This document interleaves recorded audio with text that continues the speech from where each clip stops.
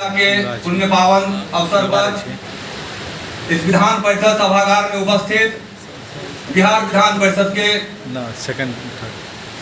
और इस सभा में उपस्थित हमारे गार्जियन, हमारे साथी और विशेष अतिथि के रूप में पूर्व मंत्री विनोद नारायण झा जी, अशोक झा जी, विवेकानंद ठाकुर जी और उपस्थित हमारे सभी साथी और विप्र बंधु और हमारे माताएं बहनें, हम लोग आज जो दशा है, हम लोग जो ब्राह्मणों की दशा है, कल भी हम लोग पटना में देखे भामाशाह की जयंती मना रही है, आज भी वीर कुंवर सिंह जी की पराक्रम दिवस मनाया जा रहा है। आखिर कहाँ त्रुटि है, किस चीज की चूक है जो हम लोग लगातार प्रतिवर्ष परशुराम जयंती भी मनाते हैं, ब्राह्मणों की अलग अलग कार्यक्रम करते हैं, उसके बावजूद भी ब्राह्मण की यह दशा है।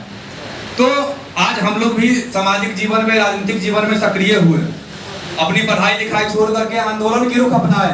कई सारे आंदोलन हम लोगों ने किया, यहाँ से जंतर मंतर तक बहुत कामयाबी भी मिली।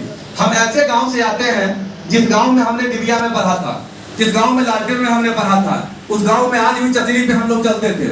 ऐसे गांव से निकल करके आंदोलन के माध्यम से अपने गांव में बिजली लगवाए, चाहे पीपा पुल पर जो टैक्स मिलता था उसके लिए हम लोग लड़ाई लड़े। लेकिन क्या कारण है, आज हमारी भागीदारी, आज हमारी साझेदारी राजनीति में नहीं है और शून्य मात्र है।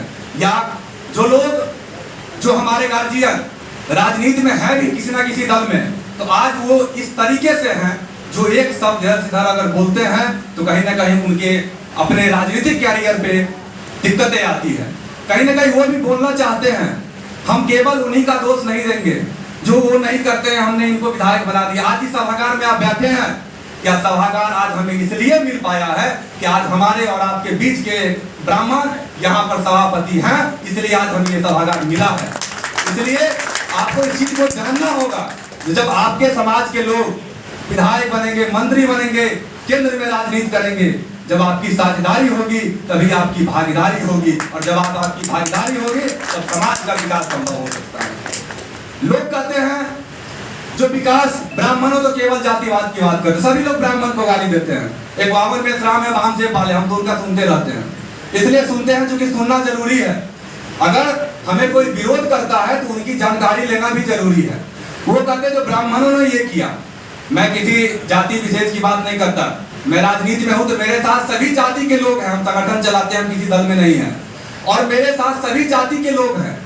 और सभी जाति के लोग इसलिए हैं क्योंकि हम ब्राह्मण हैं, और ब्राह्मण वसुधैव कुटुम्बकम की अपेक्षा करता है। ब्राह्मण विश्व की कल्पना करता है और विश्व शांति की कल्पना करता है, इसलिए ब्राह्मणों के साथ सभी लोग। ब्राह्मण कोई जाति नहीं है, ब्राह्मण एक विचार है, ब्राह्मण एक सोच है जो समाज को सही दिशा में, सही तरीके से ले जाने के लिए दृढ़ संकल्पित है। आज हम केवल नौकरी नौकरी नौकरी के चक्कर में परेशान हैं, आज हम नौकरी भी नहीं कर पाते हैं। अगर पिछले 5 सालों का आंकड़ा आप निकाले यूपीएससी, बीपीएससी, आईआईटी बैंकिंग का, तो आप वहां भी नीचे स्तर पर गिर गए हैं, ऐसे तरीके से गिरे हैं जो आप सोच नहीं सकते हैं। और उसका कारण इसलिए है क्योंकि आज के डेट में जो ब्राह्मण पढ़ना चाहता है उनके पास इतनी पैसा नहीं है तो दिल्ली के मुखर्जी नगर में रह करके 5 लाख रुपया खर्चा कर सके। मैं दावे के साथ कहता हूँ तो नहीं कर सकते हैं। 2014 में हम लोग आईएएस की तैयारी के ज्वाइन किए थे इलाहाबाद में, और उस समय 1.5 लाख रुपया फीस लगता था। एक सामान्य परिवार के व्यक्ति को 1.5 लाख जुटाना बहुत मुश्किल होता है। इसलिए हम केवल राजनीति में ही शून्य नहीं हुए हैं, हम सामाजिक हर क्षेत्र में शून्य हुए हैं। हम लेखक के क्षेत्र में हमारे संपादक एक से एक हुआ करते थे, पत्रकार अधिक हुआ करते थे, हमारी समाज की स्थिति को बेवाक से रखते थे। लेकिन आज क्या दशा हो गया है, आज केवल हम अपनी परिवार बचाने के चक्कर में, हम अपनी परिवार चलाने के चक्कर में इतने परेशान हैं जो हम समाज को भूल गए, हम देश को भूल गए, अपने राष्ट्र को भूल गए। तो आपको गाली तो बनता है, इसलिए गाली बनता है जिसको समाज चलाने का दायित्व भगवान दे करके भेजे थे, ब्राह्मण बना करके, जिसको देश चलाने का दायित्व दे करके भगवान भेजे थे, आज वो अपने परिवार चलाने के लिए परेशान है और उनका परिवार भी नहीं चल पा रहा है। क्या ऐसा था हमारा परंपरा, क्या ऐसा था हमारी सभ्यता, जो क्या आज हम एक हॉल नहीं भर सकते थे?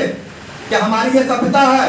आज कहीं ना कहीं हमें इस बात के लिए दुखी भी हैं क्योंकि हम लोग लगातार प्रयास कर रहे हैं। आज जब हम गांव में बात करते हैं लोगों को, जो आप आइए परशुराम जयंती है, तो हमसे अपेक्षा रखते हैं ताकि हम उनको गाड़ी भेजे, सारी सुविधा दें। आप हमें बताइए कि हम 2 लाख रुपए 1 लाख रुपए की व्यवस्था कहां से करके उनको गाड़ी भेजेंगे तो यहाँ तक आएंगे। अगर हम करके भेजेंगे या तो कहीं ना कहीं अपने घर की जमीन बेचेंगे या कल हम गलत काम करेंगे राजनीति में जाकर के। इसलिए आपकी सहभागिता ही हमें आगे बढ़ा सकता है, आपकी उपस्थिति, आपकी हर तरीके से सहयोग हमें आगे बढ़ा सकता है।